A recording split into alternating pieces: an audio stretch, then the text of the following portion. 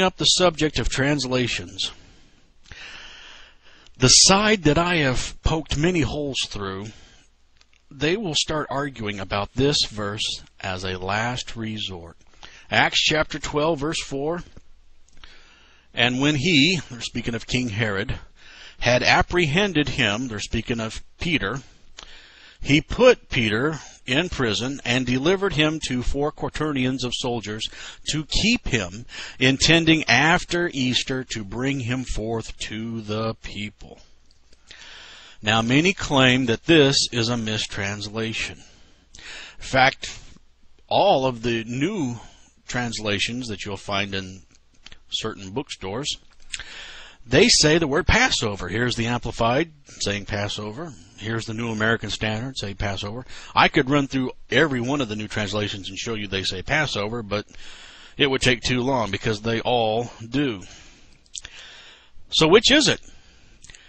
Should it be Easter or Passover? Now, Tyndale's translation says Easter. And he had a really good translation going there. If only he would have been able and allowed to finish it, the Catholics caught him and burned him. Him and his copies that he had made. Later on, Miles Coverdale would take over where Tyndale left off, and his version has Easter. The King James Version has Easter. But the newer versions, well, they have Passover. The New American Standard, NIV, New Living, the Revised, the Amplified, Good News Bible, Message, English Standard, American Standard, you name it. Now, both of them are translating this one word, Pascha. That's the Greek word. Pascha is used in the Bible 29 times. 28 times in the Authorized King James, it gets translated as Passover. Except in Acts 12:4. Now, if I were on the other side, I would use this against my side. And I'm just being honest. That doesn't look too good for us. I would definitely harp on this and bring it up and use it. And, of course, they do. Well, let's define the term Easter. Now, don't worry. I'm not going to say anything about bunny rabbits or colored eggs. That's a subject that could go on for days. Easter, though, is basically one of the many pagan festivals that celebrate the moon goddess, Queen of Heaven worship that was running rampant. You probably recognize many of those names.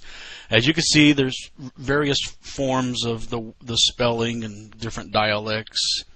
Istra, Ashtoreth, Ishtar, Isis, Ashtart. And Ashtoreth shows up in the Bible a lot. Easter is basically the Queen of Heaven. This is paganism. Now, I'm going to highlight the word Ashtoreth there to show you how it shows up in the Old Testament. For Solomon went after Ashtoreth, the goddess of the Zidonians. Also, you see Queen of Heaven get mentioned a few times. Jeremiah chapter 44, the Queen of Heaven, the Queen of Heaven, Queen of Heaven. And they were worshiping her. And then in Ezekiel, I have the word Tammuz show up. Now, Tammuz you may not really recognize. You're probably more familiar with the term Horus. This would be the son of Isis. So it's all Queen of Heaven and her son, blah, blah, blah. Diana makes a reference in the book of Acts. So, but should the word Easter be translated Pascha? Should Pascha be translated as Easter? Is the word Passover the correct word here? Well, let's look at the context. That always helps. Now, about that time, Herod the king stretched forth his hand to vex certain of the church. And he killed James, the brother of John, with the sword. And because he saw it pleased the Jews, he proceeded further to take Peter also. Then were the days of unleavened bread. Wow. That's our detail. That's what we needed to know. Peter is arrested during the Feast of Unleavened Bread. Now, when does that happen? When does that take place? Well, Leviticus chapter 23, in the 14th day of the first month. By the way, their first month is our month of April. Okay?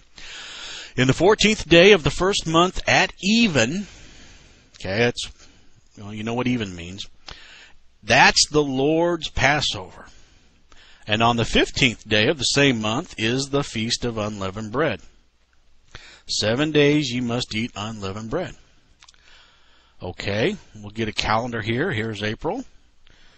Not necessarily this year. I just grabbed this off the internet. Now, the 14th day of the first month at even is the Lord's Passover. Okay, there it is. There's the Passover right there. And on the 15th day of the same month is the Feast of Unleavened Bread.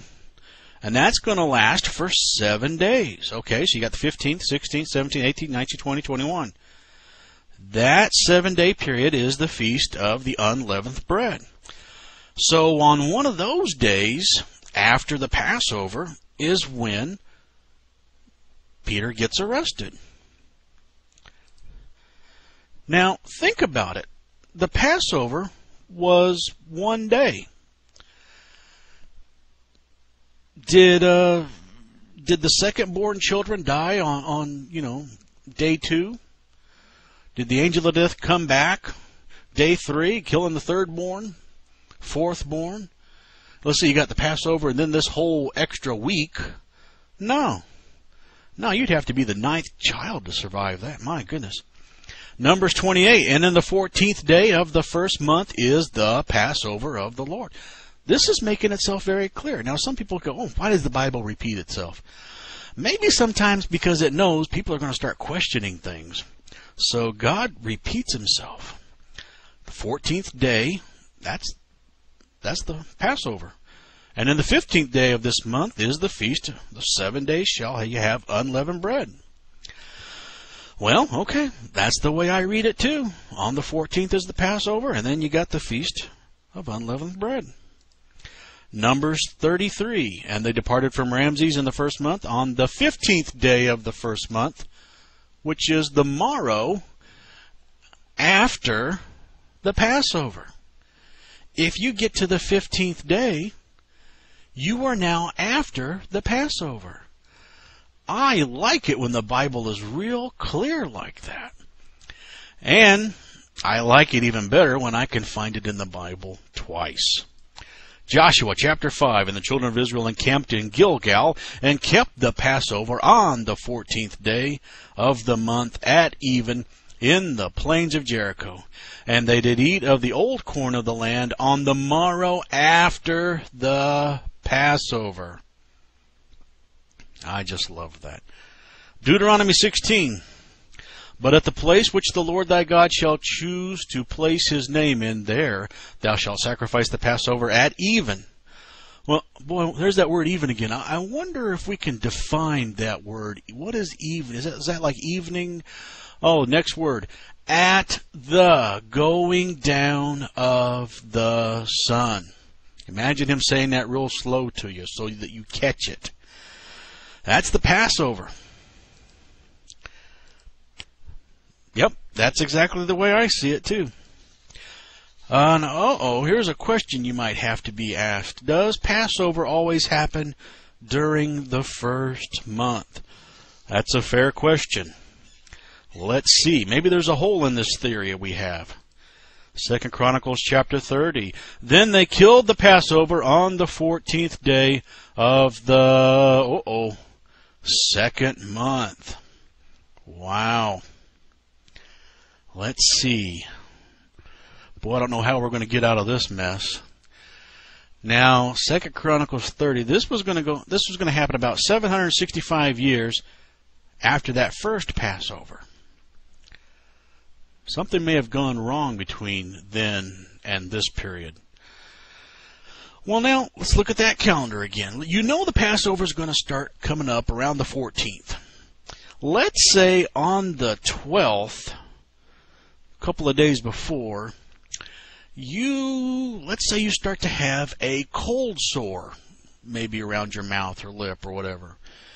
And maybe people that see you with that, maybe they get very concerned. And they think you might have some form of leprosy. Now, the custom back then would be to lock you up for about 7 days, and then check you at the end of that 7 days to see if it's gotten worse, or was it just a sore. They wanted to be very careful. Well, if that should happen